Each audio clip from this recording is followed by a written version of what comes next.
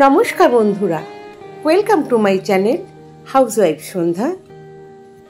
আজকে আমি নিয়ে এসেছি বাঙালির প্রিয়, অতি সহজ হয় বানানো ওলের ভর্তা বা ওল মাখাও বলতে পারেন। এর জন্য আমি প্রথমে 250 গ্রাম ওল নিয়েছি। নিয়ে এটাকে আমি টুকরো টুকরো করে কেটে নিয়েছি। পেঁয়াজ নিয়েছি, শুকনো লঙ্কা নিয়েছি, তেল, নুন আর এদিকে একটু লেবুর রস নিয়েছি। তো অনেক ওল গলা ধরে না, কিন্তু যদি ধরে তার জন্য আমি নিয়েছি। আচ্ছা, এবার আমি ওলগুলোকে সিদ্ধ করে নিলাম। মোটামুটি একদম ভালো বয়েল করেই নিতে হবে এটাকে। এভাবে ছেঁকে সিদ্ধ হয়ে গেলে তুলে নিলাম। ওলের টুকরোগুলোকে তুলে নেওয়ার পর একটা কড়াই বসিয়ে তার মধ্যে তেল গরম করে নিলাম। এবার শুকনো লঙ্কা দিয়ে নিলাম। এরপর আপনারা একটু কালো জিরা দিতেই পারেন, নাও দিতে পারেন। আমি এটা পেঁয়াজ দিয়ে করব, ওই জন্য আমি কালো জিরাটা দিলাম না। শুকনো লঙ্কাটা বেশ ভালো রকমের একটা সুগন্ধ বেরিয়ে আসলে ভাজার, তো শুকনোগুলোকে তুলে নেব ভালো করে ভেজে। যে ভাঙতে গেলে মরমরে একটা ভাব হয়ে যায় সেরকম হতে হবে। এবং সেই তেলে আমি পেঁয়াজগুলোকে একদম যেরকম বেরেস্তা ভাজে ওরকমভাবেই ভেজে নেব। আর আমি একটু এখানে কম তেল দিয়ে ভাজছি, কেননা পরে একটু কাঁচা তেল দিতে হবে, সেই জন্য আমি এখানে একটু সামান্য তেল দিয়ে ভাজছি।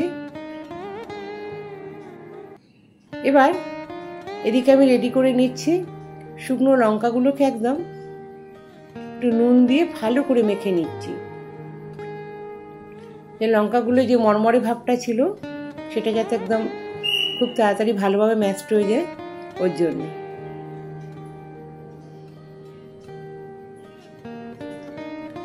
আর দেখতে দেখতে যারা আজকে প্রথম আমার এই রেসিপি দেখছেন তারা একটা লাইক, একটা কমেন্ট করে দিতে পারেন।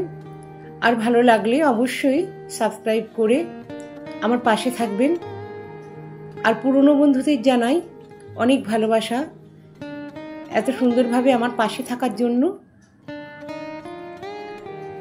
এবার আমি পেঁয়াজটা দেখুন পুরো একদম লাল লাল করে ভেজে নিলাম, যাতে সুন্দর একটা পেঁয়াজের ফ্লেভার চলে আসে। তার মধ্যে আমি যে নুন দিয়ে শুকনো লঙ্কাগুলো মেখেছিলাম, ভাজা শুকনো লঙ্কাগুলো, সেটাকে মিক্সড করে দিলাম। দিয়ে ওটা একটুখানি নাড়াচাড়া করে তার মধ্যে যে ওলকচিগুলো আমি সিদ্ধ করে রেখেছিলাম টুকরোগুলো দিয়ে দিলাম। এবার খুব ভালো করে এটাকে আমি ম্যাশড করে নেবো এর মধ্যে,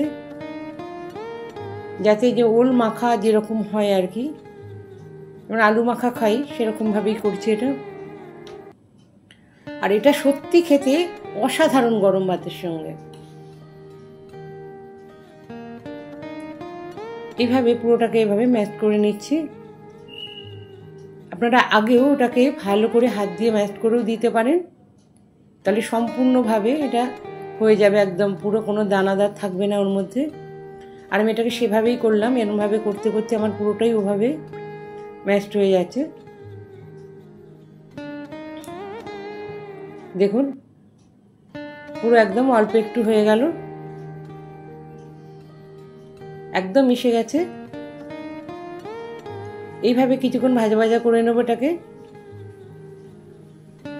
যাতে ওলের ভিতরে যে কাঁচা ভাবটা আছে সেটাও ঠিক হয়ে যায়। আর এটা এরকম লেগে লেগে উঠে আসবে, এইভাবেই ভাজতে থাকবো এটাকে। এটা কিছুক্ষণ না ভাজলে সেই টেস্টটা আসে না।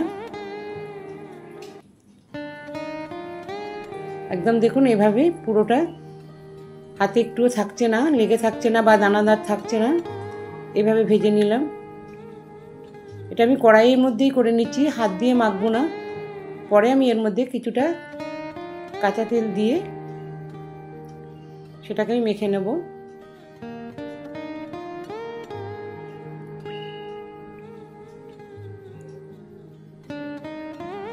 এটা আপনারা বাড়িতে নিজেরাও করেছেন, কিন্তু আমি একদম সাধারণভাবে এটা করে দেখালাম। এবার মধ্যে একটু কাঁচা তেল দিয়ে নিলাম।